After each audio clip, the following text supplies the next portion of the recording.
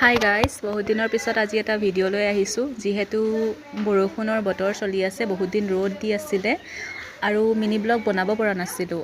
আৰু মোৰ ঘৰৰ ওপৰতে বজ্ৰপাত পৰিছিলে ওচৰৰ গছ এজোপাত। তাৰ পৰা মোৰ ফেন আৰু বহুতখিনি বস্তু বেয়া হৈ গৈছিলে। আৰু এতিয়া মই ওপৰলৈ আহিছোঁ আৰু ইয়াত চাওক মোৰ ফুলজোপা কিমান বেছিকৈ বাঢ়ি গ'ল। এইখিনি কাটিব লাগিব মুখখনৰ আকাৰটো উলিয়াবৰ কাৰণে। আৰু ইয়াতে মই এজোপা হিবিস্কাছ লগাইছোঁ।